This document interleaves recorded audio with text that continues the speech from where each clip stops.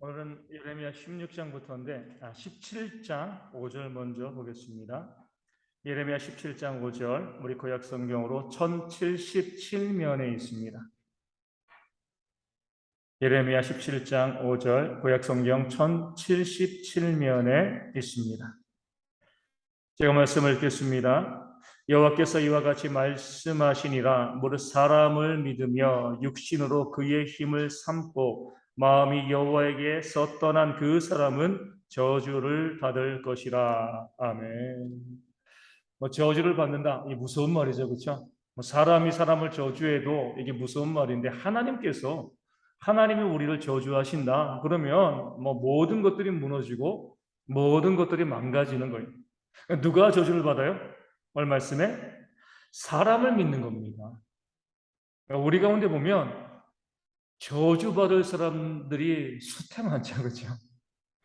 사람 안 믿는 사람들 어디 있어요? 세상 사람들은 다 사람 믿고 의지합니다. 그래서 어떤 줄을 잡아야 된다, 누가 나의 뒷배경이다, 아버지가 또 이 부자고 또 그래서 내가 금수저다, 은수저, 이게 다 사람을 믿고 사람을 의지한다는 그런 말들, 그런 표현에서 나온 거거든요. 근데 목회할 때도 마찬가지입니다. 목회자가 성도들을 믿는다는 것을 의지한다는 거거든요. 성도들을 의지하면 안 돼요.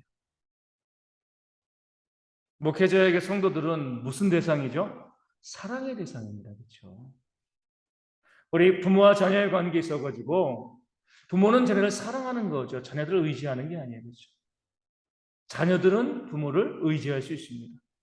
하지만 의지보다 더 중요한 것은 사랑이죠. 왜냐하면 의지하던 존재가 사라져버리면은요, 버틸 수가 없는 거예요. 세상에서 가장 위험한 부분가 어떤 부분이냐면 인고 부분입니다. 그러니까 삶이 너무나 많이 겹쳐 있어가지고 당신 없으면 내가 못 살아. 이게 얼마나 무서운 말인지 몰라요. 당신 없어도 내가 잘 살아야 돼요. 그렇죠? 사랑하지 않는다는 거 아니에요. 그렇죠? 사랑합니다. 사랑하지만 당신이 없어도 나는 이 땅을 잘 살 수 있어. 하지만 나는 당신을 사랑한다. 이게 가장 건강한 부부의 모습이거든요. 그렇기 때문에 제가 이 학생들 학교에서 수학 배우면 집합을 배우거든요. 집합. 그럼 동그라미 원 하나 그려놓고 또 동그라미 하나 원 그려놔요. 그럼 두 동그라미가 겹치는 부분 있잖아요. 교집합이라고 그러잖아요. 이 교집합이 한 10%, 20% 되는 거. 그러니까 남편과 아내가 한 10%, 20% 정도 그 교집합이 있고요. 나머지는 자기 삶이 있어야지 건강한 가정이라고 이야기합니다. 근데 인구 부분 뭐요? 거기 한 교집합이 한 90% 되는 거죠. 그러면은 남편이 아내가 먼저 소천하거나 그러면은 내 삶의 90%가 떨어져 나가는 거예요. 10%밖에 안 남죠. 견디지 못하는 겁니다. 네, 10%, 20%만 있어도 충분히 서로 사랑합니다. 이것만 가지고 있어도 20% 있는데 남편과 아내가 먼저 소천을 해요. 그럼 내가 80%가 남아있기 때문에 물론 20%의 상실의 아픔이 있지만 그 80%를 가지고서 건강하게 살아갈 수가 있게 되어지는 겁니다. 우리가 교회에서 우리 서로 또 오늘 말씀에서 사람을 믿지 않는, 사람을 믿는 자가 저주 본다고 하는데 이 믿는다는 것이 의지한다는 거죠. 저 사람 없으면 안 돼. 우리 회사 직장 상사 있고 누구 있고 우리 목사님 없으면 안 되고 저도 누가 이 교회 성도들이 없으면 안 돼. 사람을 자꾸 의지하다 보면은요, 그 사람이 불의한 사고라든가 어떤 일 때문에 또 내 곁에서 떠나게 되었을 때는요, 내가 흔들리게 될 수밖에 없습니다. 그러하기 때문에 사람을 믿지 말라는 거죠. 사람 의지하지 말라는 거죠. 사랑하기만 하면 됩니다. 최선을 다해서 섬기고 사랑하기만 하면 되는 것이지 그 사람 믿고 의지하다가는 내 삶도 송두리째 흔들릴 수 있다는 거죠. 이게 바로 저주받는 거죠. 그렇죠? 또 두 번째로 육신으로 그의 힘을 삼고 내가 갖고 있는 것을 내 힘의 근원, 그것을 의지하는 거죠. 사람 의지하지 않는 사람들은 또 뭐 의지해요? 내가 갖고 있는 돈, 권력 이런 거 의지합니다. 육신으로 그의 힘을 삼는 거죠. 이런 사람들은 마음이 여호와에게서 떠난 사람입니다. 다시 말씀드리지만 다윗의 고백, 여호와는 나의 목자시니 내게 부족함이 없으리로다. 그러니까 여호와가 나의 의지. 우리는 하나님을 의지해야 돼요. 왜요? 하나님은 결코 우리를 떠나지 않으시니까. 사람은 의지할 수 있지만 떠나게 되면 상처가 크니까 사람을 의지하지 말라는 거죠. 하지만 하나님을 네가 의지해야죠. 여호와가 나의 목자시니 내게 부족함이 없으리로다. 내가 지금 무엇을 가지고 있건 가지고 있지 아니하건 그렇게 하나님만 믿고 의지하는 그 삶을 살아가는 자가 복된 삶을 살아가는 것이고요. 사람 믿고 내 육신의 것을 의지하는 사람들은 하나님께 그 마음이 여호와께 떠나 있기 때문에 저주를 받게 되어진다라고 말씀하고 있습니다. 이 말씀에 가장 어울리는 딱 맞아 떨어진다라고 볼 수 있고 가장 어울리는 사람이 누구일까요? 구약의 인물 중에서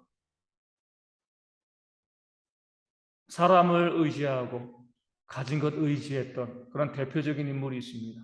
혹시 누구일까요? 야곱입니다. 야곱. 태어날 때부터 형과 경쟁하고요. 엄마 의지하고 외삼촌 의지하고 또 아내들 의지하고 그렇게 수단과 방법을 가리지 않고 많은 물질을 얻기 위해서 애쓰고 노력했잖아요. 근데 야곱의 인생을 보면 하나님께서 참 기가 막히게 역사하십니다. 가장 먼저 그 야곱이 사랑하고요 의지했던 대상이 누구예요? 어머니 리브가죠. 근데 엄마 리브가가 형 에서가 야곱을 죽이려고 할 때 그런 마음을 가지고 있을 때 뭐라고 이야기해요? 잠깐 외삼촌 라반의 집에 피해 있어. 잠깐만 갔다 오면 형의 마음이 누그러지면 그러면 이제 다시 보자. 다시 보게 됐나요? 못 봤습니다. 그 야곱이 의지했던 그 사람 하나님께서 가져가 버리시는 거죠. 그 다음에 야곱이 누구를 의지했어요? 그의 아내 라헬이죠. 레아와 라헬 있고 또 이제 실바와 비라가 있는데 그 라헬 정말 사랑했습니다. 근데 누가 가장 먼저 죽어요? 그 라헬이 먼저 죽습니다. 그리고 나가지고 또 야곱의 사랑의 의지가 누구예요? 그 라헬이 낳은 아들 요셉에게 가는 거죠. 그런데 요셉도 어때요? 죽은 줄로 아는 거죠, 그렇죠? 예. 형들이 애굽을 팔아버렸지만 그 모르고 있건 형들에게 자기의 자식들의 이야기를 듣고 그 요셉도 하나님께서 거두어 가십니다. 그리고 마지막에 양식을 구하러 또 잡혀있는 시몬을 구하기 위해서 누구를 보내요? 요셉의 빈자리를 채웠던 그 베냐민, 라헬의 두 번째 아들, 라헬이 죽으면서 낳았던 그 아들, 그 베냐민을 보내면서 내가 잃으면 잃게 될 것이다.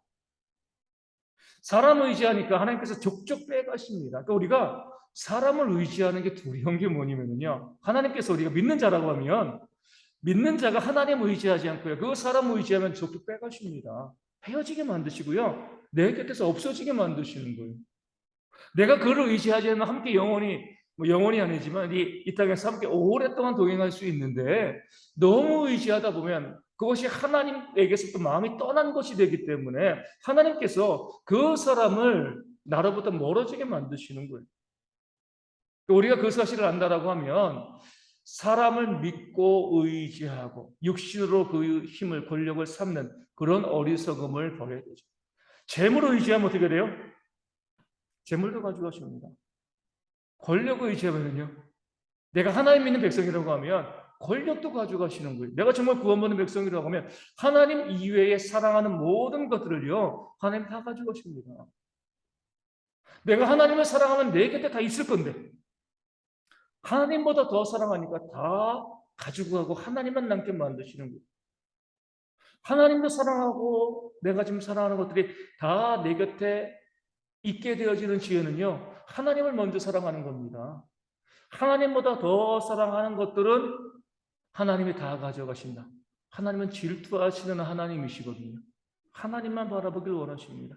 그 사실을 기억하시고 우리가 이 땅 가운데 살아가면서 사람 믿고 사람 의지하고 이런 것이 얼마나 어리석은가 우리 알고 정말 하나님만 믿고 의지하는 그런 삶을 우리가 살기를 원합니다. 저주를 받는다는 거 다른 거 아니에요. 데려가시겠다는 거예요. 헤어지게 하신다. 다 나에게 제거하신다. 그런 의미이기 때문에 우리 지혜롭게 사람 의지하지 않고 돈과 권력 의지하지 않고 하나님만 바라보는 그런 모습들이 있어야 할 줄로 믿습니다. 이번에도 이제 오늘이죠. 총회하면서 3년 만에 이제 해외에 있는 교회들에서도 이제 참여했어요. 그래가지고 한 장로님, 뉴욕에 오신 한 장로님께서 이런저런 교단의 이제 이 수양관 문제, 그 문제를 이야기하면서 그 장로님이 이제 일어나시면 이렇게 말씀하시더라고요. 우리 이제 교단이나 목사님과 장로님들에게 우리가 이 땅을 살아가면서 미국인이니까 또 그렇게 성경적인 사고를 할 수 있을지도 모르겠어요. 왜 내 자녀들에게 유산을 남겨주냐? 잘못된 거다. 우리가 하나님께서 우리에게 주신 거니까 다 하나님께 온전히 드리는 것이 하나님의 일들을 위해서 쓰는 것이 합당하다. 성경의 원리대로 말씀을 하시는 거거든요. 그것을 재물로 의지하지 않겠다는 거죠.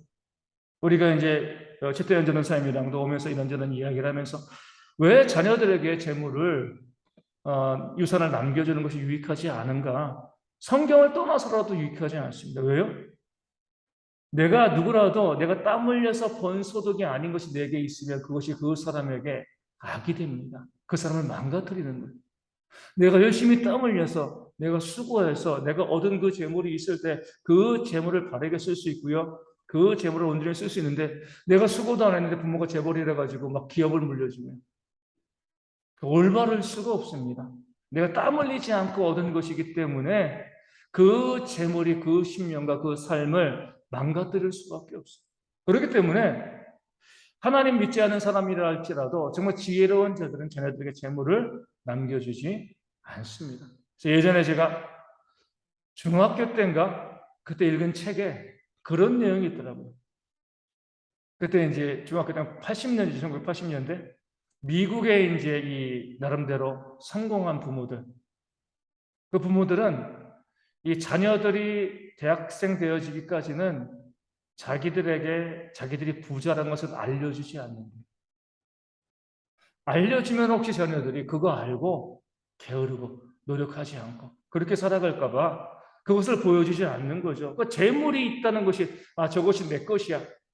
그때부터 이제 공부에 손 놓고 향락과 쾌락의 길로 빠질 것이 뻔하기 때문에 알려주지 않는다는 거죠. 그냥 우리는 그냥 평범한 서민의 가족이야. 뒤로는 돈이 많은데 겉으로 보여줄 땐 그렇게 자녀들에게 자신을 보여주는 거죠. 그것이 그 자녀들에게 유익하기 때문에 또 그렇게 모은 재산을 나중에 자녀들에게도 나눠주지 않는 거죠. 얼마 전에 이제 우리 신한은행 있잖아요. 신한은행.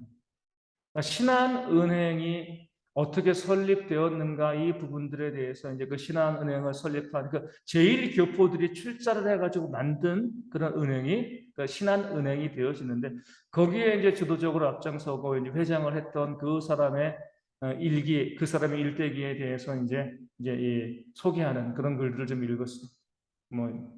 그랬을 때 그 사람도 똑같은 방식이죠. 그 자녀들에게 그렇게 돈을 많이 가지고 있으면서도 나는 너희에게 대학교까지 공부를 시켜줬기 때문에 다 준 거다. 그리고 니네들이 알아서 살아라. 남들보다 더 좋은 환경과 기회를 주었기 때문에 다 받은 거니까 내 재산에 욕심내지 말고 니들이 알아서 살아. 그리고 나중에 그가 은퇴하면서 받은 모든 돈도 사회에 기부하게 되어지는 거죠.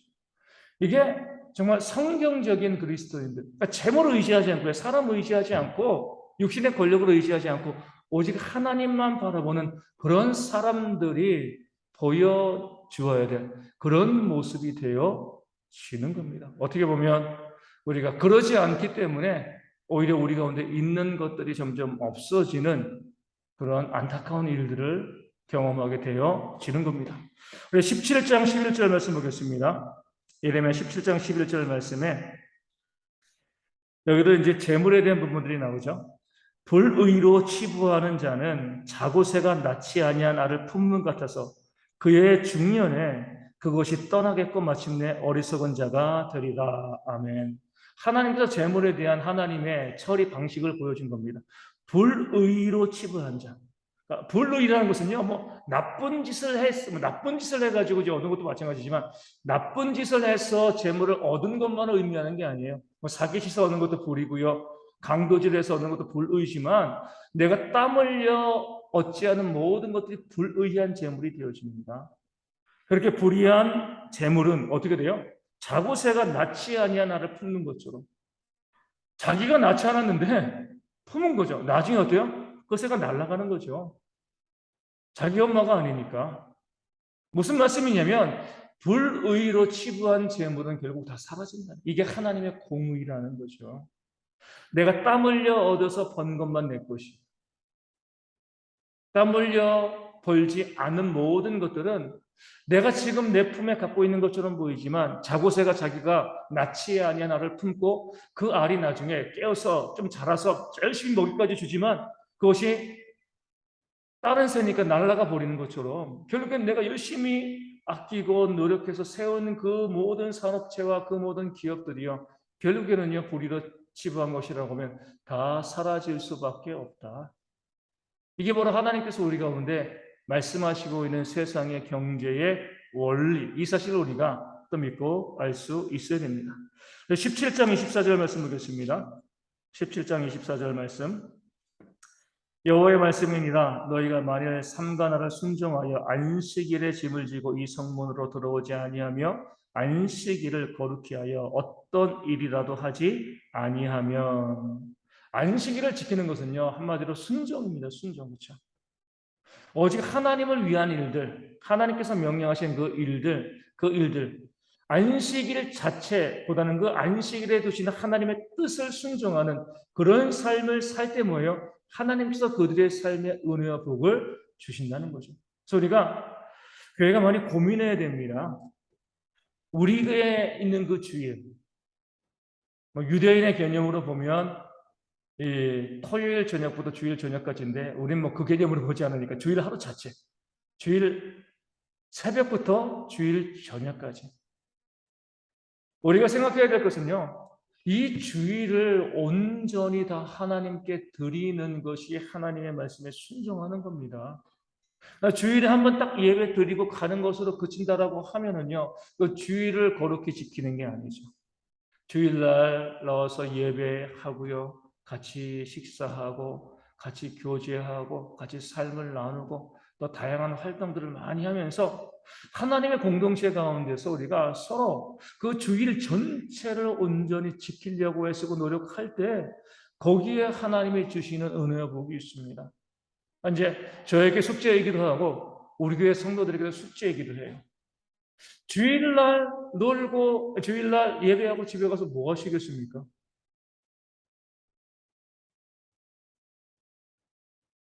할 게 없는 거잖아요. 그렇죠? 주일날 우리가 세상에서 요즘 주 5일째니까 열심히 일하면 일한 것만큼의 시급을 받잖아요. 그렇죠? 월급을 받습니다. 돈을 받습니다. 그러니까 이제 아침에 아무리 피곤해도요. 그냥 눈을 감으면서도 출근하는 거죠. 직장 가야지 돈 버니까. 그 시간 꽉꽉 채우고 지난 금요일인가요? 우리 이제 토요일 금요일인가? 아니죠. 월요일인가? 우리 이제 정준이가 인천시청에서 앞에서 이제 좀 놀자 그래가지고 저녁에 인천시청 앞으로 이제 광장에 가서 놀았는데 저녁 8시 됐는데요. 시청에 불이 환해요. 공무원들이 그때까지 일을 한 거죠. 집사람이랑 저랑 보면서 저게 일을 하는 것인가 수당을 타먹는 것인가 이렇게 이제 이야기했지만 어찌됐건 일을 하는 거예요. 그렇죠? 그렇게 일을 하면 뭐가 주어져요? 수당이 주어지죠. 야근 수당이. 그렇게 일을 했는데도 수당을 주지 않으면 누가 일하겠습니까? 그냥 딱 칼퇴근하는 거죠. 그러니까 세상의 원리는요. 내가 일하면 그만큼 월급을 주는 거예요. 그걸 정확하게 계산하려고 애쓰고 노력합니다. 그런 관점에서 우리가 보면 어리석은 거예요. 주일도 얼마나 많은 시간을 하나님과 교제하고 동역하며 이 주일을 얼마나 알차게 보냈는가가 우리 삶에 하나님께서 이 일당 쳐주는 것처럼 시급 쳐주는 것처럼 우리 가운데 은혜 복으로 채워주시는데 달랑딱 예배 끝나고 가요. 그럼 우리가 한 2시간 시급받는 거잖아요. 2시간의 은혜, 2시간의 복을 받는 겁니다. 목회자 입장으로서는 안타까운 거예요. 좀 더 많이 교회 가운데 머무르면서 헌신하고 교제하고 삶을 나누는 게 우리 성도들에게 하나님께서 은혜를 주시는 통로가 되어주시고 복을 주시는 그런 통로가 되어지는데, 물론 코로나 때문에 그러지 못한 분도 있고 육신이 아픈 분들 그런 분은 어쩔 수 없어요. 그렇죠? 근데 그러지 않는 이상이라고 하면 우리 60대 이하의 요즘 70대도 건강하시니까 어찌됐건 건강하신 분이라고 하면 우리가 주일의 시간을 온전히 드리기 위해서 애쓰고 노력하는 게 하나님께서 순종하는 거지. 오늘 말씀 그 다음에 보면 28절부터 어때요? 25절부터 하나님께서 복을 주신다고 약속하셨거든요. 주일을 어떻게 지킬 것인가 뭐 구체적인 지침을 이야기하기 전에 그 하루 자체를 하나님을 위해서 사랑하고 섬기고 교제하는 그런 시간과 삶으로 온전히 보내는. 우리 이번 주 이제 주일날 오후 4시에 청소년부랑 장년부랑 인천대공원에서 축구가 이제 풋살이 이제 예정되어 있습니다. 제가 이제 그래서 이번 주 문자 보내시면서 우리 장년분 남자분들에게 다 그 시간 공지를 했어요. 모여야 되는 거거든요, 우리가. 그렇게 모여서 교제하고 얼굴 보고 그러니까 모일 수 있는 분의 삶을 나누고 또 함께 음료수도 마시고 또 밥을 먹어서 밥도 같이 먹고 이렇게 하면서 우리가 그날 자체를 뭐 많이 쓰고 피곤하고 힘들지만 회사에서도 일하는 것만큼 돈을 주는 것처럼 하나님께서 그렇게 교제하고 수고하고 헌신한 것만큼 뭐예요? 우리 가운데 복을 주시는 거예요. 그래서 우리 집에 몸이 안 좋아서 집에 계실 때에도요, 우리 좀 자리에서 기도도 좀 하시고 우리 주일날만큼은 다른 날보다 훨씬 더 그날을 뭐 그동안 못 봤던 분들에게 전화하고 연락도 하시고 어떻게 또 왜 교회에 모였는가 이렇게 하면서 우리가 그날을 좀 알차게 지낼 수 있는 모습이 있어야지 하나님께서 우리 가운데 은혜와 복을 더해 주시는 겁니다. 그러니까 세상에서도 열심히 일하시고 주일도 열심히 일하세요. 아침부터 저녁까지 열심히 예배하고 성경 보고 교제하고 찬송도 하고 그것을 통하여서 우리가 하나님께 내가 이만큼 주일을 섬겼습니다 라고 그 명세서를 내밀 수 있는 모습이고 하나님께서 그것을 보시고 정직하게 우리 가운데 은혜와 복으로 채워 주실 줄로 믿습니다. 18장 18절 말씀 보겠습니다. 예레미야 18장 18절 말씀입니다. 그들이 말하기를 오라 우리가 꾀를 내어 예레미야를 치자. 제사장에게서 율법이 지혜로운 자에게서 책략이 선지자에게서 말씀이 끊어지지 아니할 것이니 오라 우리가 혀로 그를 치고 그의 어떤 말에도 주의하지 말자 하나이다. 아멘. 악한 자들이 예레미야에 대해서 공격하고 또 그 예레미야를 비난하고 하는 모습들이 있는데 맨 마지막 구절이 중요하죠. 예레미야에 대한 그들의 악한 자들의 작전은 뭐예요? 그의 어떤 말에도 주의하지 말자. 하나님께서 예레미야를 통하여서 말씀을 주셨는데 그 말씀을 건성으로 듣지 않은 거죠. 신경 쓰지 마. 이게 바로 하나님께 패역한 죄가 되어지는 겁니다. 우리 하나님께서 교회를 통해서 목회자와 또 성도들을 통해서 하나님의 말씀을 주실 때에 뭐예요? 거기에 주의해야죠. 그렇죠? 집중하며 들어야 됩니다. 그리고 그 말씀대로 순종할 때 하나님의 복이 있는데 그 말씀에 순종하지 않는 그런 모습들 우리 가끔 가다 보면 뭐 어떤 교회를 보면 그런 경우들이 있어요. 예배 시간에 와가지고 그냥 계속 우리 이제 이 젊은 분들 같은 경우 물론 신앙이 좀 없어서 그러긴 하겠지만 예배 시간에 와서 예배 시작하면서부터 끝날 때까지 계속 스마트폰 검색하고 뭐 하시는 분들이 있어요. 그럼 뭐예요? 하나님의 말씀에 주의하지 말자고 본인이 이야기하는 거죠. 듣지 말자는 거예요. 하나님께서 그 개인의 삶에 복을 내려주실 수가 없는 거죠. 그렇죠? 복을 주고 싶어도. 우리 하나님께서 말씀하실 때 그 말씀을 듣고 그 말씀을 주의 깊게 바라보고 그 말씀에 우리가 관심을 가질 때 하나님께서 복을 주십니다. 왜냐하면 하나님의 말씀이 우리도 그러잖아요. 우리 이제 부모들이 자녀들에게 이야기하는데 뭐 자녀들이 막 핸드폰 보고 있고 뭐 부모의 말씀에 신경 쓰지도 않고 그러면 부모님들이 어떻겠습니까? 마음 상하죠, 그렇죠? 부모가 이야기할 땐 적어도 그 말을 듣고 그 말에 반응해야 되는데 아무리 이야기해도 듣지 않고 반응하지 아니하면 부모로서 마음이 상하는 것처럼 하나님도 마찬가지잖아요. 우리에게 말씀을 하시는데 그 말씀을 우리가 주의하지 아니하면 주의하지 말자. 오히려 의도적으로 그 말씀을 듣지 않는 그런 모습이 있으면 하나님에게서 우리가 저주를 받을 수밖에 없습니다. 우리 20장 7절에서 9절까지의 말씀 보겠습니다. 예레미야 20장 7절에서 90절 말씀, 7절에서 9절까지의 말씀입니다. 여호와여 주께서 나를 권유하심으로 내가 그 권유를 받았사오며 주께서 나보다 강하사 이기셨으므로 내가 조롱거리가 되니 사람마다 종일토록 나를 조롱하나이다. 내가 말할 때마다 외치며 파멸과 멸망을 선포함으로 여호와의 말씀으로 말미암아 내가 종일토록 치욕과 모욕거리가 됨이니이다. 내가 다시는 여호와를 선포하지 아니하며 그의 이름으로 말하지 아니하려 하면 나의 마음이 불붙는 것 같아서 골수에 사무치니 답답하여 견딜 수 없나이다. 아멘. 예레미야는 하나님의 말씀을 선포했는데 백성들이 미워했거든요. 하나님의 말씀을 선포했으면 백성들이 두려워하고 들어야 되는데 미워하니까 누가 그 말씀을 증거하고 싶겠습니까? 내가 말할 때마다 다 반복하고요. 잘못돼서라고 이야기하면 말하고 싶지 않죠. 에이, 내가 굳이 왜 이런 말을 해야 돼? 그런데 예레미야는 어때요? 그렇게 내가 말하고 싶지 않지만 그 마음이 불붙는 것 같아서 골수에 사무치니 답답하여 견딜 수 없는 것. 이게 바로 말씀을 증거하는 자의 모습이 되어지는 거죠. 아무리 말씀을 듣지 않아도요. 말씀에 주의하지 않아도 또 오히려 그 말씀 내가 증거하는 것 때문에 나를 비난하고 정죄하고 핍박해도요. 그 마음에 뜨거움이 있어야 돼요. 그럼에도 불구하고 나는 그 말씀을 증거할 수밖에 없는 것. 그러니까 내가 말씀 증거하지 말아야지. 이런 마음을 품는 순간 자기 생각을 이야기했던 거죠. 하나님께서 주시는 것은요. 늘 그 마음 가운데 뭐예요? 우리 믿는 성도들, 우리 또 특별히 목회자들의 마음 가운데는요. 중심의 불이 있어야 되는 거죠. 이 말씀을 증거하고 이 말씀을 알려주고 이 말씀이 복된 것임을 성도들에게 또 이야기하고 나눌 수 있는 그런 어떻게 보면 답답함과 그 불붙는 마음이 있어야지 그것이 바로 하나님의 일꾼의 모습이 되어지는 겁니다. 할 말이 없는데요. 왜 할 말이 없어요? 하나님께 받은 말이 없으니까 할 말이 없는 겁니다. 그 말씀을 받아서요. 뜨거운 마음으로 또 선포하고 증거하는 그런 모습들이 또 우리 목회자들에게 또 교회 일꾼들에게 또 있을 수 있도록 또한 기도해 주시면 좋겠습니다. 우리 22장 21절 말씀 보겠습니다. 예레미야 22장 21절 말씀입니다. 내가 평안할 때에 내가 내게 말하였으나 내 말이 나는 듣지 아니하리라 하였나니 내가 어려서부터 내 목소리를 청종하지 아니함이 내 습관이라. 뭐가 문제예요? 어려서부터 하나님의 말씀을 듣지 않는 것.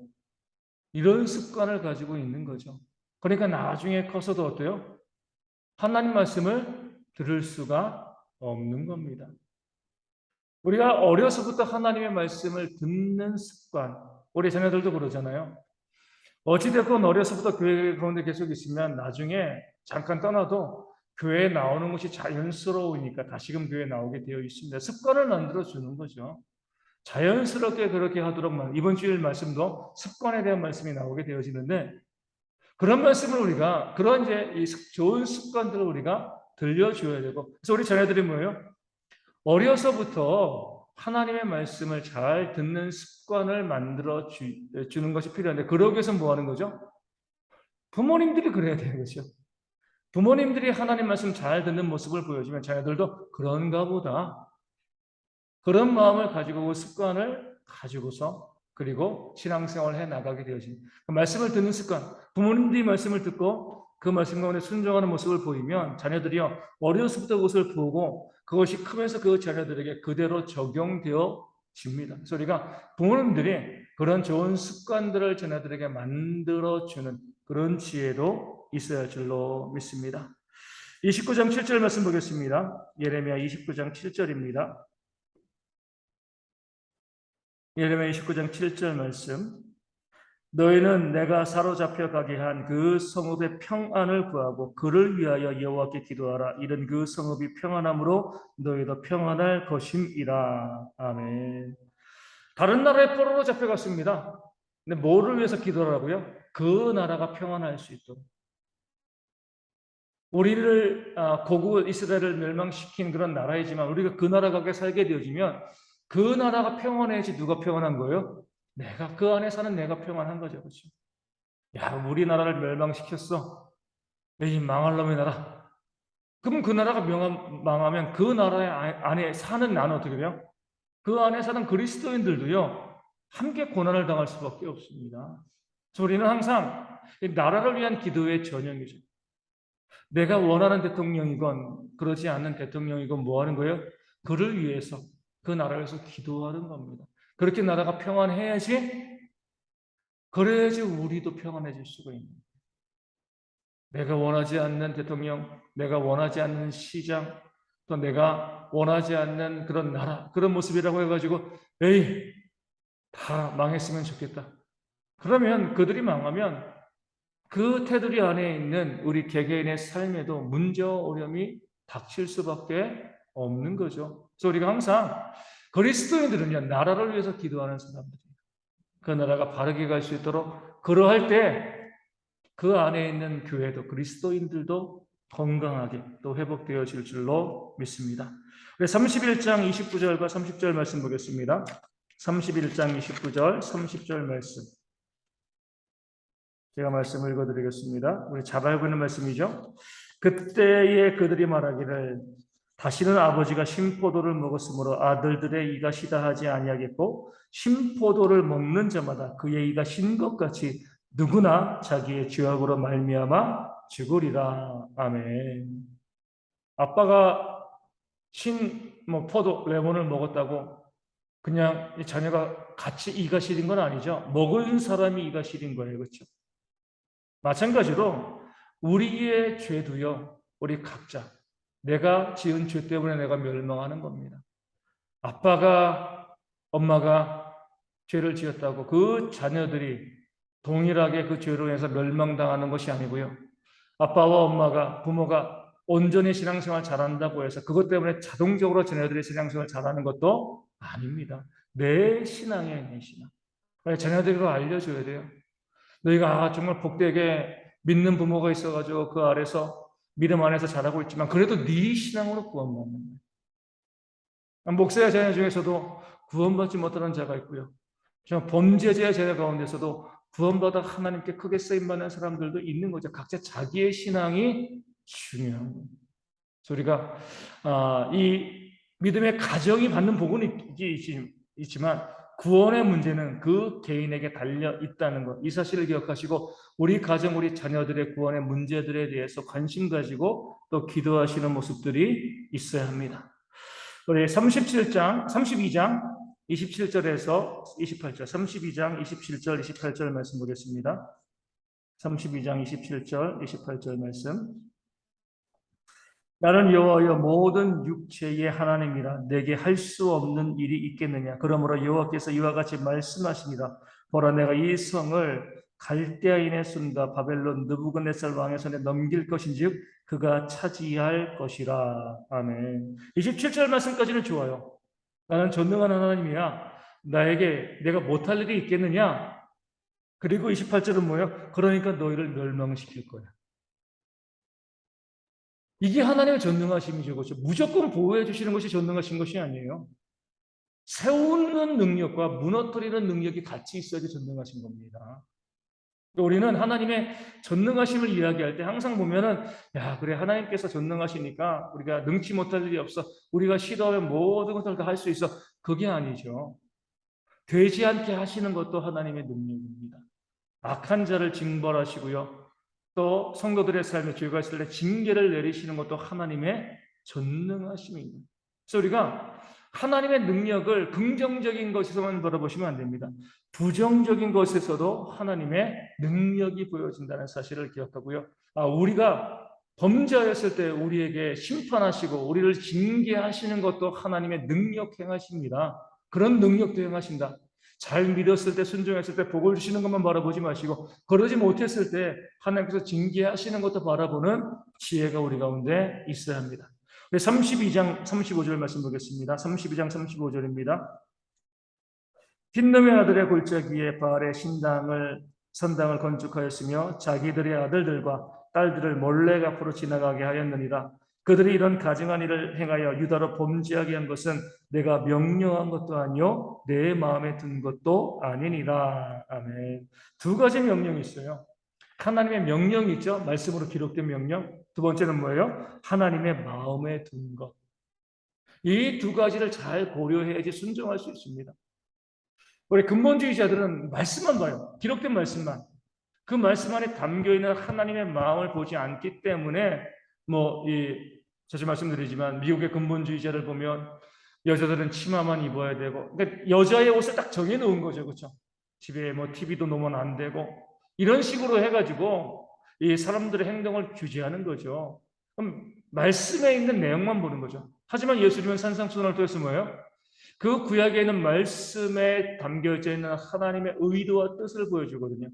이 그것까지 다 우리가 바라보면서 신앙생활 해 나가는 것이 우리의 신앙이 되어집니다. 그래야지 우리의 삶에 있는 모든 문제에 대한 답을 성경에서 얻을 수 있어요.